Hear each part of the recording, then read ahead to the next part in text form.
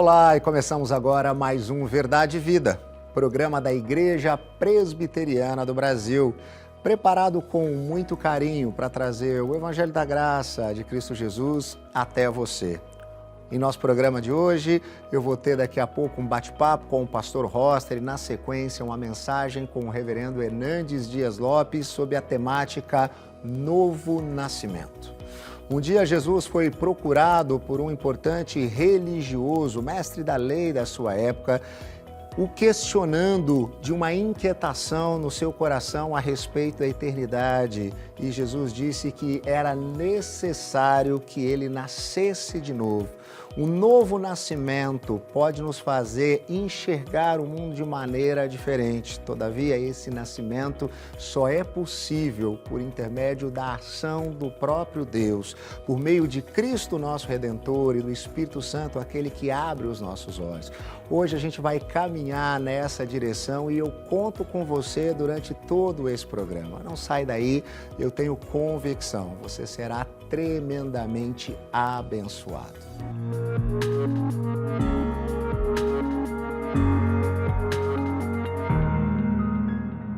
Com alegria estamos de volta com o nosso Verdade e Vida, programa da Igreja Presbiteriana do Brasil, todas as semanas aqui trazendo a mensagem do Evangelho a você. E hoje com a temática O Novo Nascimento, mais uma vez comigo aqui nos nossos estúdios, Pastor Roster, que alegria tê-lo aqui no programa Verdade e Vida, falando hoje sobre o novo nascimento. Privilégio é meu amigo Reverendo Rodrigo, que alegria imensa, e falarmos sobre um assunto tão importante. Quem nasce duas vezes só morre uma vez, mas quem nasce uma vez só vai morrer duas vezes. Excelente. E o pessoal que está ouvindo, nos assistindo, Pastor Rosa, muitas vezes fica confuso como aquele homem que fez essa pergunta para Jesus também ficou, né? Como que isso é possível? Como que é essa coisa de um novo nascimento? Poderia eu voltar ao ventre da minha mãe? Essa é uma inquietação que muitos têm, né? Por que é necessário um novo nascimento? Qual a necessidade de nascermos de novo? Justamente porque nós estávamos mortos nos nossos delitos e pecados, o homem estava totalmente separado de Deus e ele não tinha uma natureza espiritual dentro de si. Então essa obra do novo nascimento não é algo que o pastor Rodrigo pode provocar, nem que o pastor Roster possa realizar, é uma obra soberana de Deus. É Deus que faz com que o pecador tenha a bênção do novo nascimento. Ele coloca a semente de nova vida no nosso coração, uma nova natureza espiritual, e quando nós nascemos de novo, então ele abre os nossos olhos e aí nos mostra Cristo. E só aí nós poderemos crer, Reverendo Rodrigo.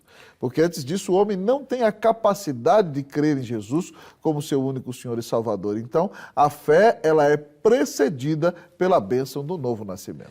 E essa ação, que é sobrenatural por parte do Espírito Santo, que é quem nos convence, do pecado, da justiça e do juízo, e por conta disso, nós vemos agora essa necessidade de sermos redimidos, de viver, de experimentar esse novo nascimento e que só é possível em Jesus. Mas enquanto isso não acontece, nós nem sequer conseguimos perceber a inclinação do nosso coração para o mal, não é verdade, pastor Roster? Muitas vezes a gente gosta de se comparar com algumas pessoas em que, em determinadas esferas da vida, talvez tenham um desempenho que nós classificamos como inferior ao nosso, para que possamos nos sentir bem, Eu costumo até usar um exemplo para isso, é como a gente fazia lá quando a gente chegava da escola e precisava apresentar para os nossos pais aquele boletim que a gente tinha tirado uma nota baixa, Nós tiramos, eu tirei 2 na prova de matemática, e aí a gente precisa que o pai e a mãe assinem o boletim. E a gente tem uma estratégia que ela é infalível.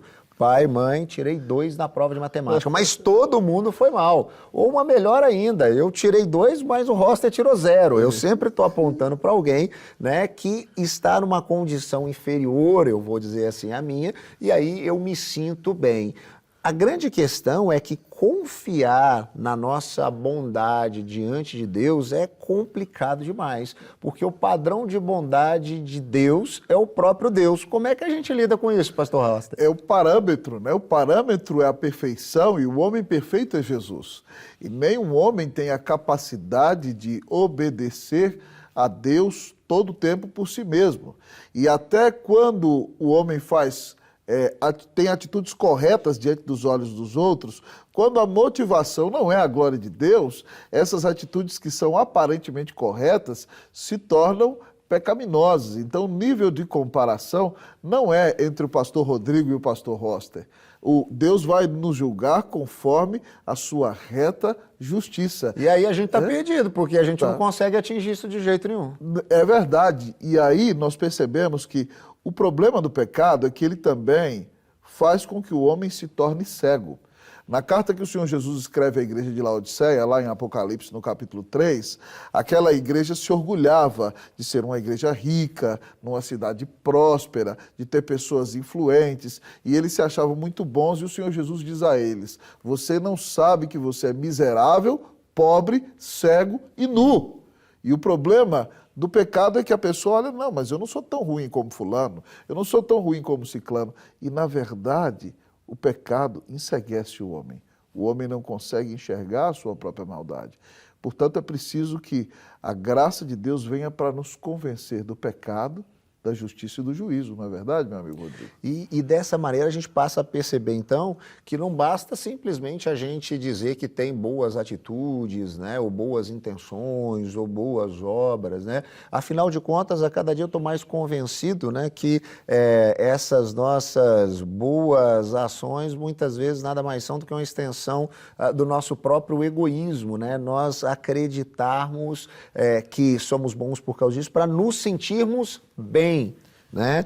Dizendo que podemos então ser vistos por Deus de uma outra maneira para poder de alguma forma trazer algum alento ao nosso coração. Mas a grande questão, como diz o profeta Isaías, é que até as nossas obras de justiça, não os nossos pecados, aquilo que a gente tenta fazer de melhor diante de Deus, nada passa do que trapo de imundícia, né? Um monte de absorvente usado, né? Trazendo para uma linguagem contemporânea. Isso é o de melhor que a gente consegue fazer, porque a nossa inclinação é ao mal. Como diria o apóstolo Paulo, o bem que eu quero fazer, esse eu não faço, o mal que eu não quero, esse eu vou lá e faço. Então, esse entendimento de que o mal é uma realidade, ele é fundamental, porque só aí, né, nós estamos dando prova de olhos abertos, né, descortinados para a realidade. E aí é o que o Espírito Santo faz, né, pastor Rosta? É isso aí, meu amigo pastor Rodrigo. Pasme comigo nisso que o pastor Rodrigo acabou de falar aqui. Se as suas boas obras não são feitas por meio da mediação de Cristo e não tem como objetivo glorificar a Deus, as suas boas obras são ofensivas a Deus. Elas ofendem a Deus porque elas tentam mostrar que você é bonzinho, o que de fato você não é, e elas querem manipular Deus. Nada que o homem faça pode satisfazer a justiça de Deus. É por isso que nós precisávamos de um Redentor, de um Salvador, que fosse homem, porque foi o homem que pecou, mas precisava ser alguém do tamanho de Deus, porque só alguém do tamanho de Deus poderia cumprir a justiça e pagar o preço dos nossos pecados. É por isso que Deus mandou Jesus, que é Deus e homem, que é do tamanho de Deus e que é homem, e então é apto para pagar a nossa dívida, para nos reconciliar com o Pai. É por causa da obra dele na cruz que você pode receber a bênção do novo nascimento. E ele, em sua perfeição, não pôde ser parado pela morte, já que essa é uma consequência do pecado, né? A ressurreição de Cristo é então a prova de que esse plano estabelecido, elaborado, né, pelo Pai, ele funcionou, né? E nós então agora podemos ser trazidos de volta a um relacionamento com Deus. E aí passa esse nosso novo nascimento. Nós fomos feitos justos. Nós que somos injustos, não há um justo sequer, fomos justificados, feitos justos em Cristo Jesus. Essa é a maravilhosa mensagem do Evangelho. E é sobre isso que nós vamos ouvir mais um pouquinho daqui a pouco, com o reverendo Hernandes Dias Lopes, falando então para a gente sobre o novo nascimento. Não sai daí, você vai ser com certeza muito abençoado por essa mensagem. Pastor Roster, muito obrigado por mais uma semana estar conosco no Verdade e Vida. Um prazer, e que Deus te dê a bênção de receber de graça o novo nascimento em Cristo Jesus. Que Deus te abençoe.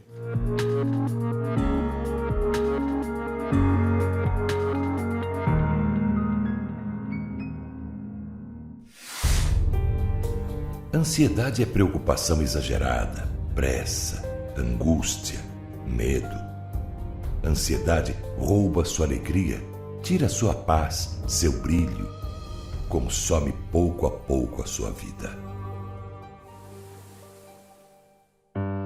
Vivam sem preocupações na presença de Deus, pois Ele toma conta de vocês.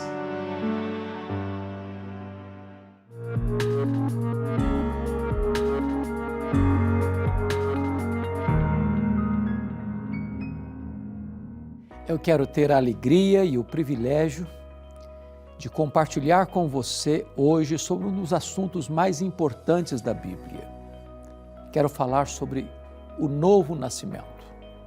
Quero basear esta mensagem em João capítulo 3, versos de 1 a 5. Vamos ouvir a leitura desse texto. Havia entre os fariseus um homem chamado Nicodemos, um dos principais dos judeus.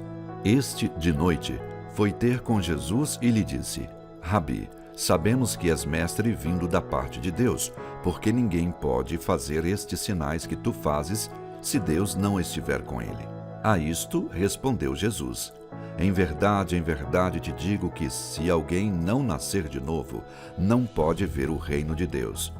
Perguntou-lhe Nicodemos: como pode um homem nascer, sendo velho? Pode, porventura, voltar ao ventre materno e nascer segunda vez?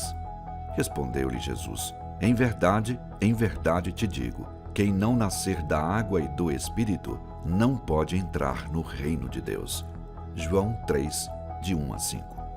O novo nascimento é o tema mais urgente, mais importante da Bíblia para a sua vida. Isso porque sem novo nascimento, você não pode ser salvo. Sem novo nascimento, você não pode alcançar a vida eterna. Sem novo nascimento, você não pode entrar no céu. Sem novo nascimento, a sua esperança é vã, a sua religião é vã. Hoje eu quero tratar deste assunto com você e evocar o texto de João capítulo 3, da experiência de um homem chamado Nicodemos. Diz a Bíblia que Nicodemos era um homem rico, dono de muitas posses, que ele era um judeu zeloso da sua religião, era fariseu. Isso significava que ele frequentava a sinagoga todo sábado, que ele entregava fielmente os seus dízimos, que ele jejuava 2 vezes por semana. A Bíblia diz que ele era um mestre, uma espécie de teólogo, de estudioso, perito das Escrituras. A Bíblia diz que ele era um dos principais dos judeus, isso significava que ele era um dos seletos membros do Sinédrio, o grande tribunal dos judeus, que julgava as causas morais e religiosas do povo. Diz a Bíblia que este homem, um dia, vai a Jesus de noite em Jerusalém, rasgando-lhe os mais desabridos elogios, dizendo: mestre, sabemos que és vindo da parte de Deus, porque ninguém pode fazer esses sinais que tu fazes se Deus não for com ele. Nicodemos tinha plena consciência de quem era Jesus. Ele tinha vindo de Deus, ele fazia milagres da parte de Deus. Ninguém podia fazer o que Jesus fazia sem que Deus fosse com ele. Sua teologia estava boa, seu conceito estava certo. ele tinha vindo da pessoa certa, ele tinha feito elogios legítimos. Mas Jesus, sem se deixar mover por estes elogios tão bonitos e tão verdadeiros, tira o foco dos elogios de Nicodemos para a necessidade de Nicodemos, dizendo o seguinte: Nicodemos, em verdade te digo, se tu não nasceres de novo, não podes ver o reino de Deus. E mais, se tu não nasceres da água e do Espírito, não podes entrar no reino de Deus. Aqui está posto um assunto vital. Nicodemos era religioso, mas novo nascimento não é uma questão de religião. Quantas pessoas que acham que o importante é ter uma religião, não importa qual seja, vai estar tudo bem. Quantas pessoas que ainda hoje dizem todo caminho leva a Roma, toda religião leva a Deus. O importante é ser sincero. Quantas pessoas que acham que o fato de saberem a verdade, quem é Jesus, Filho de Deus, nascido da Virgem Maria, padeceu sob o poder de Pôncio Pilatos, foi crucificado, sepultado, ressuscitou ao terceiro dia, voltou ao céu, que isso já é suficiente. Quantas pessoas que acham ainda hoje que o fato de seguir determinados ritos sagrados, normas religiosas, como Nicodemos seguia, jejuando, entregando dízimo, frequentando a igreja, que isso é suficiente.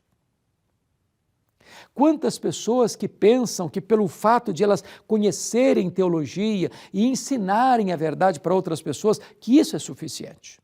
E Jesus desbanca todos esses argumentos, Jesus deita por terra todas essas vãs pretensões e afirma categoricamente: se você não nascer de novo, você não pode ver o reino de Deus. Se você não nascer da água e do Espírito, você não pode entrar no reino de Deus.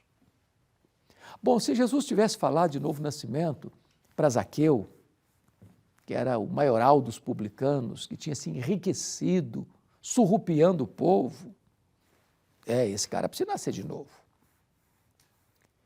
Se Jesus tivesse falado de novo nascimento para aquela mulher apanhada em flagrante adultério, acusada pela consciência, pelos seus acusadores, pela religião, pela própria lei, tudo bem, essa mulher precisa de nascer de novo.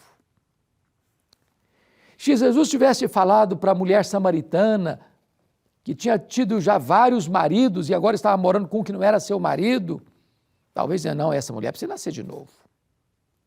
Se Jesus tivesse dito isso para o ladrão da cruz, não, ele viveu a vida toda na ilegalidade, no crime, ele precisa nascer de novo.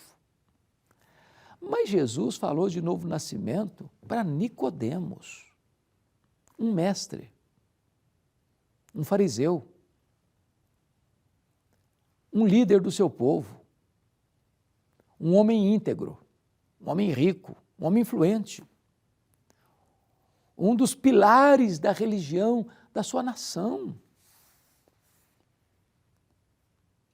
Então, eu estou alertando você neste momento a não confiar no simples fato de você ter nascido num país chamado cristão, de você ter nascido numa família de cristãos, de frequentar uma igreja cristã, de cumprir determinados ritos sagrados e normas religiosas.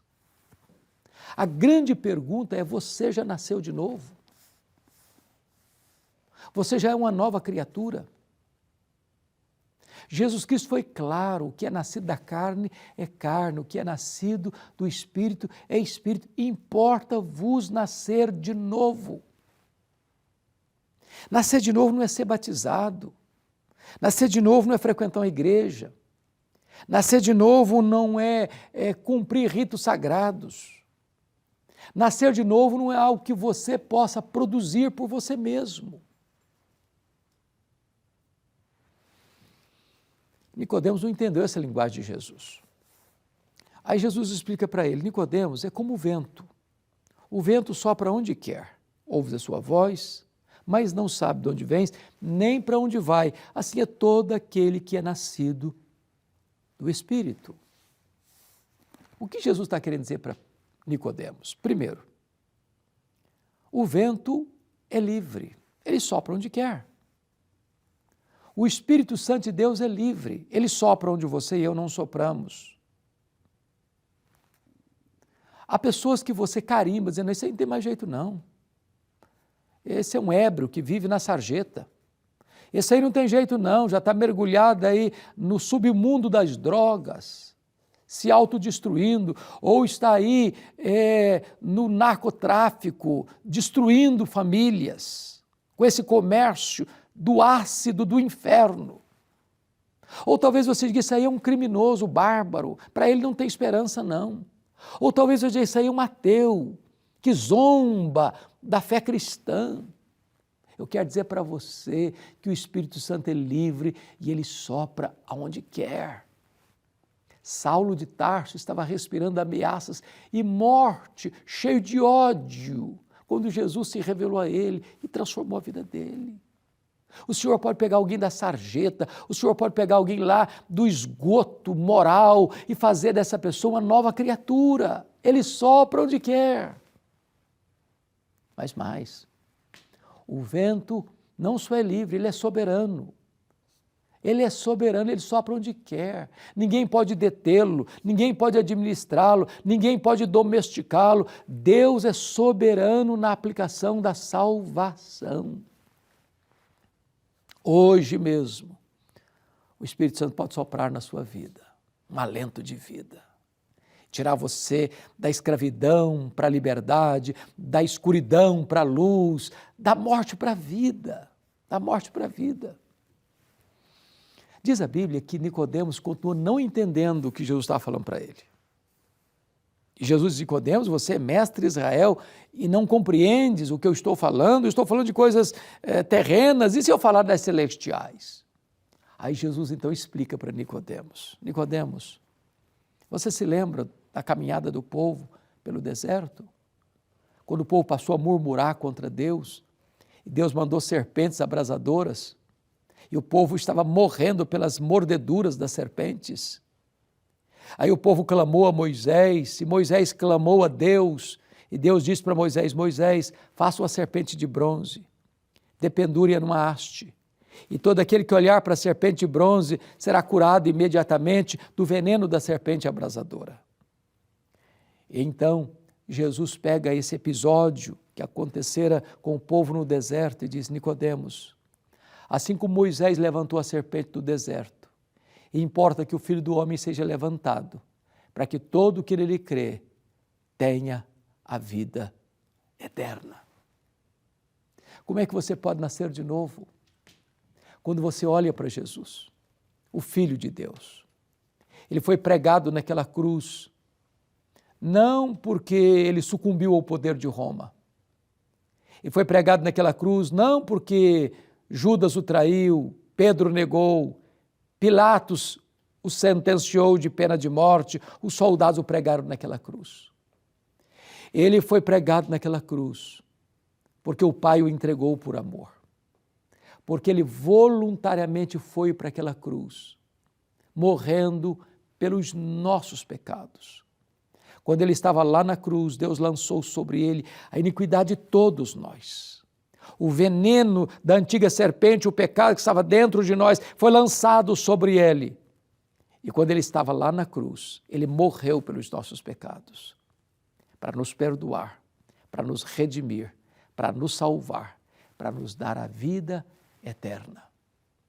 Eu quero dizer a você que a única maneira de você nascer de novo, ser salvo, ser cidadão dos céus, ver e entrar no reino de Deus, é você olhar para Jesus.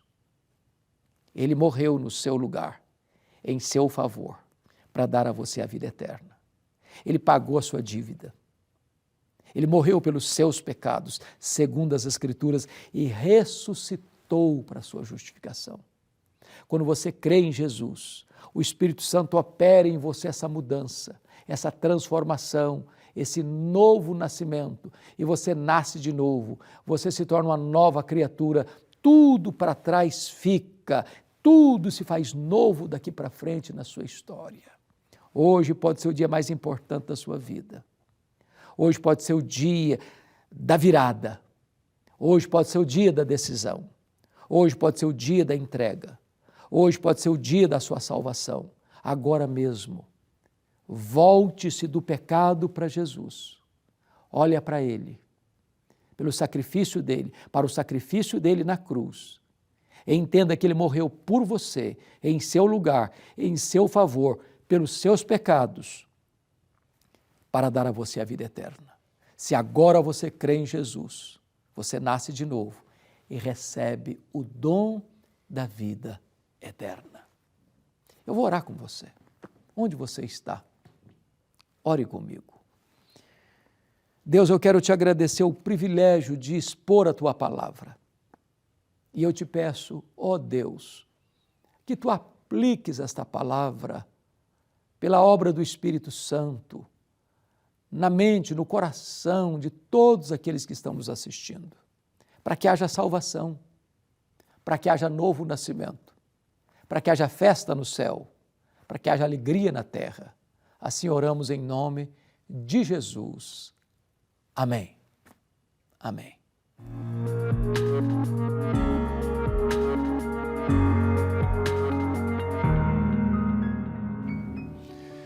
E chegamos ao final de mais um programa Verdade e Vida, depois de uma palavra abençoadora que eu tenho convicção trouxe um novo entendimento, uma nova compreensão a você. E gostaria de te convidar a conhecer um pouquinho mais da nossa igreja, da Igreja Presbiteriana do Brasil.